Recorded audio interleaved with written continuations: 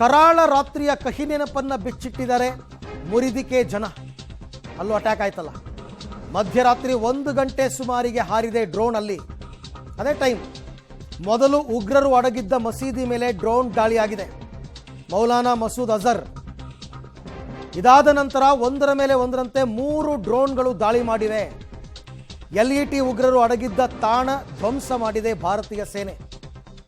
ಸೇನೆ ದಾಳಿಯಲ್ಲಿ ಲಷ್ಕರ್ ಕಮಾಂಡರ್ ಒಬ್ಬ ಮಟಾಶ್ ಆಗಿದ್ದಾನೆ. ಅದೆಲ್ಲ ಹೇಳ್ತಾ ಇದ್ವಿ, 3 ಜನ ಮೃತಪಟ್ಟಿದ್ದಾರೆ ಒಟ್ಟು ಅಂತ. ಪಾಕಿಸ್ತಾನದ ಉಗ್ರ ನೆಲೆಗಳ ಮೇಲೆ ಮಧ್ಯರಾತ್ರಿ ಭಾರತ ನಡೆಸಿದಂತಹ ಏರ್ ಸ್ಟ್ರೈಕ್ ಅನ್ನ ಅಲ್ಲಿನ ಸ್ಥಳೀಯರು ನೋಡಿದ್ದು ಹೇಗೆ? ಅಬ್ದುಲ್ ಮಲಿಕ್ ಸೇರಿದಂತೆ 3 ಜನರನ್ನ ಹೊಡೆದಾಕದ್ರಲ್ಲಪ್ಪ, ಅದು ಹೆಂಗಾಯ್ತು ಆಪರೇಷನ್, ಏನು ಎತ್ತ ಅಂತ. ಆದರೆ ಪಾಕ್ ಮಿಲಿಟರಿ ಕೇಂದ್ರಗಳನ್ನು ಟಾರ್ಗೆಟ್ ಮಾಡಿಲ್ಲ, ಅಮಾಯಕರ ಸಾವು ನೋವಾಗಿಲ್ಲ, ಕೇವಲ ಉಗ್ರರನ್ನು ಮಾತ್ರ ಟಾರ್ಗೆಟ್ ಮಾಡಿ ಹೊಡೆದಿರ್ತಕ್ಕಂಥದ್ದು. ಕೇವಲ ಉಗ್ರರು, ಬೇರಿನ್ನಾರೂ ಅಲ್ಲ.